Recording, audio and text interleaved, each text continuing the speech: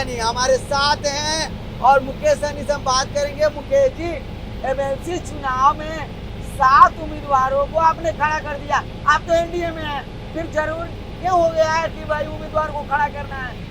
नहीं, एनडीए में निश्चित तौर पे 2020 में मैं आया और 2020 में एनडीए में मजबूती से हम लोगों ने चुनाव लड़ा और आज हमारी सरकार चल रही है माननीय मुख्यमंत्री नीतीश कुमार जी के नेतृत्व में। लेकिन आपने देखा कि किस तरीके से एमएलसी चुनाव के समय में वीआईपी पार्टी को बाहर निकाल दिया गया, हम पार्टी को भी बाहर निकाल दिया गया। तो वो तो खैर मांझी जी का विषय है, लेकिन मैंने निर्णय लिया जब हमें गठबंधन से बाहर ही निकाल दिया तो क्यों ना हमें चुनाव लड़ना चाहिए। और मैंने 7 जगह हमने अपने प्रत्याशी को उतारा है।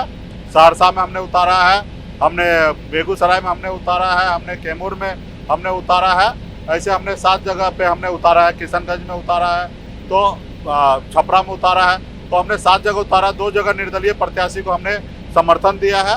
बाकी 15 जगह हम चुनाव नहीं लड़ सकते थे तो हमने एनडीए को समर्थन दे दिया है कि वो हमारे साथ में सरकार में है, तो हमने उनके लिए छोड़ दिया। बाकी 7 जगह मजबूती से हम लड़ाई लड़ रहे हैं और मेरा मानना है कि अगर हमारा अधिकार है, हक है, तो हमें उसके लिए संघर्ष करना चाहिए, लड़ाई लड़ना चाहिए। जब तक हम संघर्ष नहीं करेंगे, लड़ाई नहीं लड़ेंगे, तब तक हमें कोई पूछेगा नहीं। लोग समझते हैं गरीब मल्ला का बेटा है, ये क्या कर लेगा। तो हमने इससे पहले भी हमें जब भी मौका मिला हमने अपना ताकत को दिखाया है और लोगों ने हमारी ताकत को सलाम किया है। तो इस बार भी हमने ताकत दिखाएंगे और कई ऐसे सीट है हम चुनाव जीत के भी जाएंगे। तो मजबूती से हम लड़ाई लड़ रहे हैं और सब पार्टी लोकतंत्र में सबका अधिकार है चुनाव लड़ना और मैं भी चुनाव लड़ रहा हूँ। लोकतंत्र में सबका अधिकार है चुनाव लड़ना, आप चुनाव लड़ रहे हैं, लेकिन यूपी में आप चुनाव लड़ते हैं, बीजेपी के विधायक सांसद बार बार आपको कह रहे हैं कि आप इस्तीफा आपको दे देना चाहिए, आप इस्तीफा क्यों नहीं दे रहे हैं?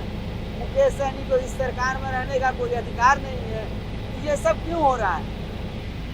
अभी ये सब इसलिए हो रहा है कि मैं गरीब पिछड़ा का बेटा हूँ, मल्ला का बेटा हूँ। लोग समझता है ये गरीब है, जबकि हम गरीब तो जरूर है लेकिन मजबूत है, ताकत हमारे पास है। और आपने देखा कि जिस तरीके से लोग टारगेट कर रहे हैं, तो मैं यही समझ रहा हूँ कि लोग हमें हल्के में ले रहे हैं, पिछड़ा समझ के ले रहे हैं। यही अगर उनमें अगर दम है, नैतिकता है, तो जेडीयू के बारे में भी बोले, क्योंकि आपने देखा कि जेडीयू भी उत्तर प्रदेश में चुनाव लड़े, लेकिन उनके बारे में नहीं कुछ बोल रहे हैं और हमारे बारे में बोल रहे हैं, हमको टारगेट किया जा रहा है। तो मुझे लगता है कि जब तक हम कमजोर रहेंगे तो लोग हमें टारगेट करेंगे। उसी लोग कमजोरी से ऊपर उभरने के लिए हम लोग लड़ाई लड़ रहे हैं। कौन से लोग टारगेट कर रहे हैं? आपने अपने भाषण में कहा था बड़े लोग अगर बोल दे तो मैं इस्तीफा दे दूंगा, ये छोटे लोग हैं, क्या क्या हो रहा है? कुछ लोग पर्दे में रहकर, पर्दे के पीछे रहकर खेला करना चाह रहे हैं, ठीक है, और वो ऐसे लोग से बोलवाना चाह रहे हैं जिसका कोई अस्तित्व नहीं है। तो मैं तो उनको बोला हूँ कि भाई पर्दे के पीछे क्यों है? अगर आपको लगता है तो आप दिल्ली में या अपने पार्टी के बड़े नेता के सामने ला दीजिए और उनको बोल दीजिए मुकेश सहनी से तकलीफ है तो मैं आपके रास्ते से हट जाता हूँ, मैं सरकार से निकल जाता हूँ, आप सरकार चलाइए, हम समर्थन दे के रखते हैं। लेकिन ऐसे ऐसे लोगों के बारे में से बुलवाते हैं जो खाली प्रेशर पॉलिटिक्स करते हैं। तो मुझे लगता है कि ये सही नहीं है और उनको उनका समय है, वो समय है तो अपना ऐसा कर रहे हैं। मेरा भी एक ना एक दिन समय आएगा। आप ये चीज बताएं कि अगर आप इस्तीफा दे देते हैं तो फिर सरकार का क्या होगा? नहीं, सरकार माननीय मुख्यमंत्री नीतीश कुमार जी के नेतृत्व में सरकार चलेगी और मैंने सरकार मुख्यमंत्री जी को समर्थन दे के रखेंगे, क्योंकि मैं नहीं चाहूँगा कि मेरे कारण बिहार में फिर से चुनाव हो जाए, हजारों करोड़ रुपया खर्चा हो और बिहार के जनता का पैसा बर्बाद करे, मैं नहीं चाहूँगा।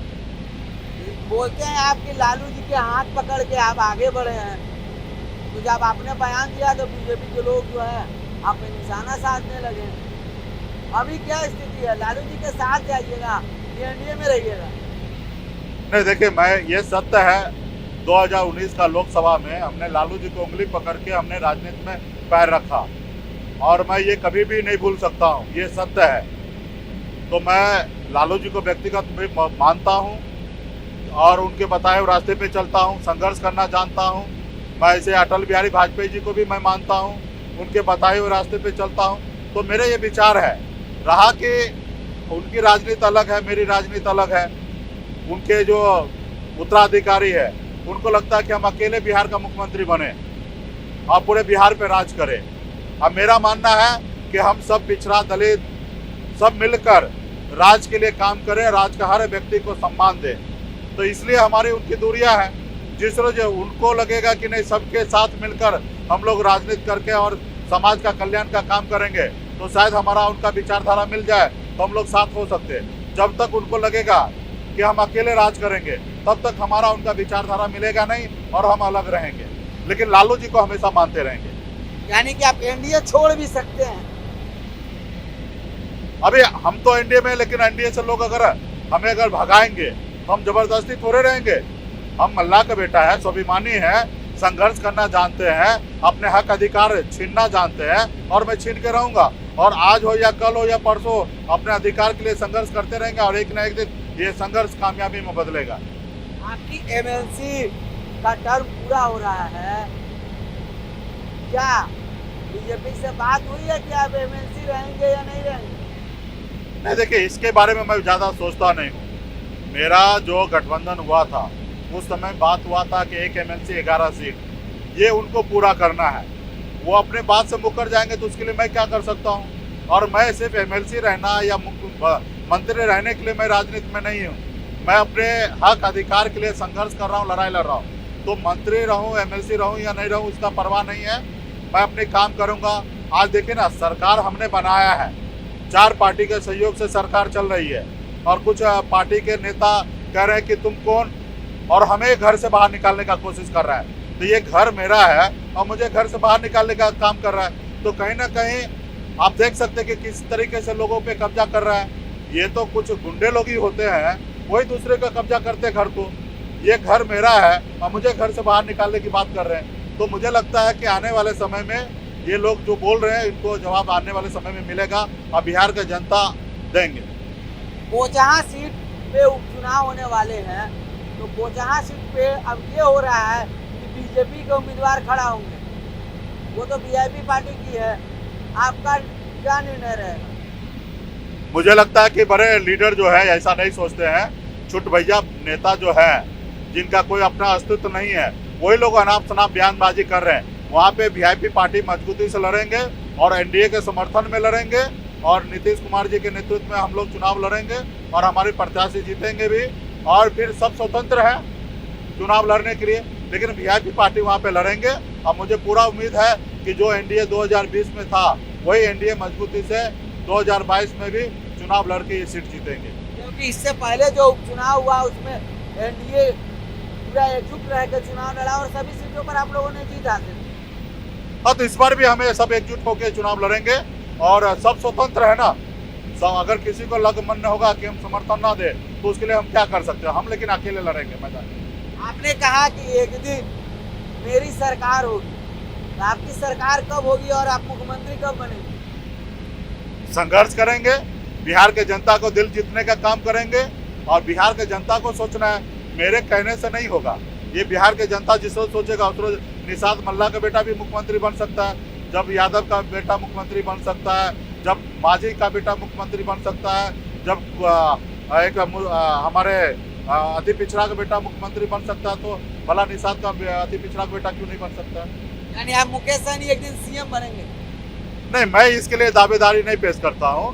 मैं मानता हूँ कि एक अति पिछड़ा का बेटा निषाद का बेटा मुख्यमंत्री बने और हम लोग संघर्ष करने वाले लोग हैं और संघर्ष करेंगे। आपने कहा कि जो एमएलसी का चुनाव हो उसमें आरक्षण चाहिए। हाँ, मैंने जिस तरीके से पंचायत चुनाव में, वार्ड के चुनाव में आरक्षण है, तो मुझे लगता है कि एमएलसी के चुनाव में भी आरक्षण होना चाहिए। क्योंकि आपने देखा जिला परिषद चेयरमैन के लिए भी आरक्षण है और उसके तहत चुनाव होता है। तो मुझे लगता है कि एमएलसी चुनाव में भी आरक्षण होना चाहिए। और ये एमएलसी चुनाव अभी बाजारीकरण हो चुका है। मैं चाहूँगा कि आने वाले समय में ये बाजारीकरण ना हो और यहाँ पे जनप्रतिनिधि वही जीत का है जो जनप्रतिनिधि का सम्मान करे, उनके हक अधिकार के लिए लड़ाई लड़े। ऐसे लोगों को हम लोग चाहेंगे कि वो चुनाव जीत के आए। इसलिए हमने आज आपने देखा कि गरीब का बेटा को हमने चंदन को यादव जी को हमने प्रत्याशी बनाया सहरसा, सुपौल, मधेपुरा में, और वो चुनाव जीतेंगे। वो अपने स्वतंत्र होंगे अपनी बात को रखने के लिए विधानसभा परिषद में। मुकेश सहनी ने साफ तौर पर कह दिया है कि मैं एनडीए में हूँ। मुकेश सहनी जो है पहले भी अपने स्टाइल में राजनीति करते थे और आज भी अपने स्टाइल में राजनीति कर रहे हैं। अब देखना ये है कि आगे क्या होता है। कमेंट के साथ रुपेश जी मीडिया।